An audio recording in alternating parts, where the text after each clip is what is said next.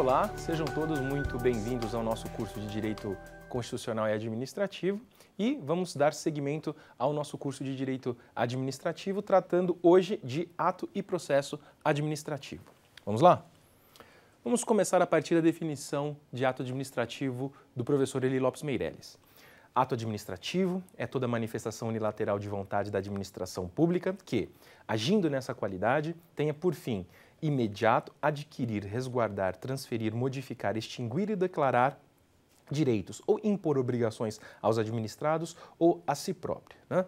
Então, o ato administrativo é justamente aquele ato que o agente da administração é aquele ato por meio do qual, o que acontece? Ele cria um fato jurídico novo por meio do ato. Então, ele vai aumentar, expandir, vai modificar uma situação jurídica.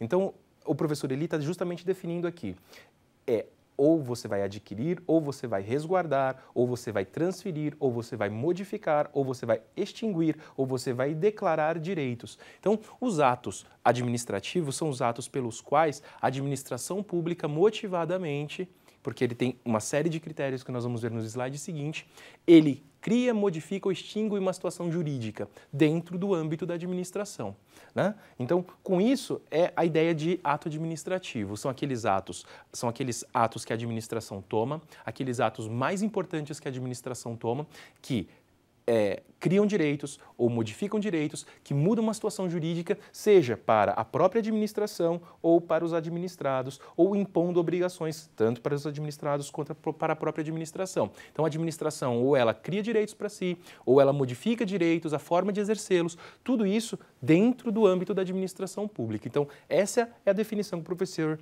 Eli Lopes Meireles traz para a gente. Agora, quando a gente analisa os requisitos específicos dos atos administrativos, nós temos a pessoa, que é o agente que vai tomar o ato administrativo, que vai providenciar, que vai exarar o ato administrativo, ele tem que ter, o ato em si, ele tem que ter alguns requisitos, que é justamente, primeiro, competência, que diz respeito ao agente que vai praticar o ato. Este agente tem que estar investido de competência para praticar o ato. Então, ele tem que ter poder para tanto. Competência é o agente que vai tomar a decisão, ele tem que ter competência para tanto. Ele tem que ter uma autorização hierárquica que dê a ele competência, poder para executar o ato. O ato ele tem que ter uma finalidade, ele tem que chegar, ele tem que querer com aquele ato justamente criar direitos, alterar direitos e com isso ele tem que ter uma finalidade. E essa finalidade tem que ser uma finalidade pública. Lembrando que todo o ato administrativo ele tem que ele sempre tem que ser pensado dentro dos princípios da administração pública. Então tem que ter legalidade,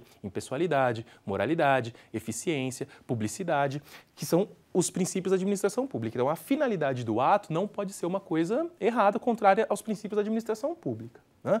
Então o ato tem que ter uma forma específica. Então, se ele tem que ser por meio de leis, se tem que ser por meio de decretos, se tem que ser por meio de portaria, ele tem uma forma que vai ser a forma do ato.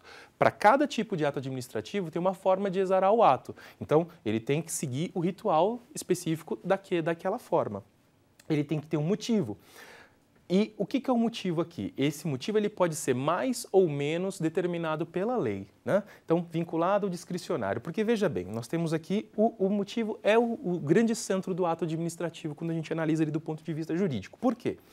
Porque quando a gente está diante de um ato administrativo que ele é plenamente vinculado, o administrador público ele não tem muita margem de liberdade.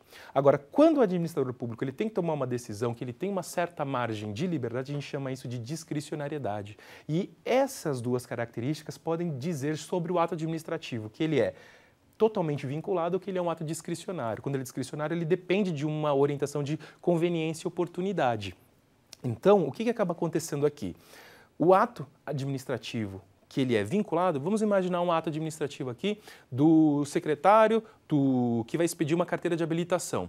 Esse ato administrativo que vai autorizar uma pessoa a conduzir, ele é um ato totalmente vinculado, porque ele tem a pessoa que vai emitir o ato tem competência para tanto, o ato tem uma finalidade, que é prevista em legislação, tem uma forma que é a forma de expedir o documento e o objeto é justamente a autorização para que a pessoa conduza. Agora, o administrador público, na execução do ato administrativo que autoriza da emissão do documento, ele não tem liberdade alguma de oportunidade, de conveniência para decidir se a pessoa, desde que a pessoa cumpra os requisitos legais, esse administrador público aqui, ele não tem liberdade para julgar. Esse motivo aqui, essa liberdade aqui é praticamente inexistente. Por isso a gente diz que o ato administrativo é plenamente vinculado à lei. Cumpriu-se os requisitos, a consequência é a emissão do documento. Agora, existem outros atos administrativos que já a gente passa por uma análise política. Então, quando a gente está falando justamente de discricionários, é quando um ato administrativo, por exemplo, de desafetação. Então, nós temos um bem público que está afetado ao uso da administração pública e eu vou desafetar esse bem para poder, eventualmente, lançar ele a uma venda pública. Imagine a situação de um prefeito, de um governador que tem interesse particular que determinada área seja vendida. É possível que isso possa acontecer? É possível que isso possa acontecer. E é por conta disso que o ato administrativo tem tantas regras e justamente ele é totalmente vinculado à legislação para evitar que a pessoa que está tomando a decisão ela não possa, de alguma maneira, se beneficiar ou beneficiar a terceiros. Agora, existe a questão justamente na motivação aqui que diz respeito ao quê? Que em alguns momentos há decisões políticas que são decisões políticas. E não tem... O agente que vai tomar essa decisão, ele tem que ter uma certa liberdade e uma certa discricionariedade no ato. Né? Então, na verdade, é isso. Você tem os requisitos, competência, finalidade, forma, motivo e objeto, e alguns atos são plenamente vinculados à legislação, outros não. Outros, o agente ele tem uma certa liberdade para poder tomar a melhor decisão. Então, continuando, o que a gente tem agora? A gente tem processo administrativo. O que é o processo administrativo? Então, a gente tem o professor Bandeira de Mello definindo como procedimento administrativo ou processo administrativo é uma sucessão itinerária encadeada de atos administrativos que tendem todos a um resultado final conclusivo. Ou seja, o que é processo do ponto de vista jurídico? Processos são vários atos que têm uma determinada finalidade. Do ponto de vista da administração, todas as decisões que são tomadas dentro da administração pública são o quê? São encadeamento de atos administrativos que têm determinada finalidade. O processo administrativo é a forma pela qual os agentes dentro das estruturas de Estado, eles trabalham. Né? Então, é a forma pela qual o Estado trabalha. Então, o que a gente tem? Alguns modelos, algumas modalidades de processos administrativos aqui. De expediente, então, autorizar um prefeito que está determinando o horário de abertura e fechamento da prefeitura, como é que vai ser regulado o atendimento ao público, está fazendo expediente. Ou a gente tem processo de outorga, vamos ter uma autorização específica para determinado, vamos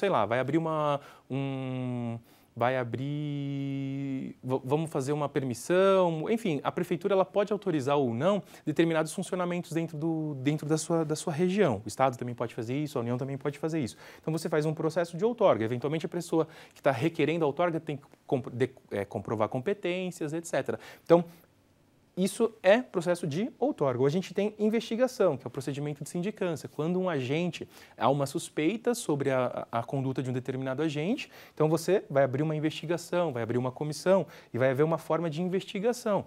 E se aquela investigação ela constata que efetivamente houve algum tipo de irregularidade, pode haver um processo administrativo punitivo que tem como finalidade estabelecer uma penalidade para aquele agente que praticou alguma ilegalidade. Né? Então, existe, do ponto de vista da administração federal, uma lei que trata especificamente do processo administrativo e traz para a gente alguns princípios específicos. Então, do que a gente está falando? A gente tem sempre aqueles princípios da administração pública agindo em todo o direito administrativo. Agora, do ponto de vista do processo administrativo, o artigo 2º da Lei 9.784 de 99, que é a Lei do Processo Administrativo, traz alguns princípios que devem ser adotados no processo administrativo, como princípio da legalidade, finalidade, motivação dos atos, razoabilidade, proporcionalidade, moralidade, ampla defesa, que é muito importante, contraditório, segurança jurídica, interesse público, eficiência. Ou seja, o processo administrativo ele tem que levar em consideração esses princípios. Então, toda administração pública, no seu fazer, tem que levar em consideração os princípios da administração pública, que norteiam a administração pública, né? Então, com isso, a gente tem um cenário do que é o processo administrativo, um cenário do que é o ato administrativo. É muito importante que você não deixe de fazer as leituras que são sugeridas para a aula de hoje, tá? Faça os exercícios e hoje, essa semana, tem a atividade avaliativa. Então, prestem atenção e bons estudos e até a nossa próxima aula.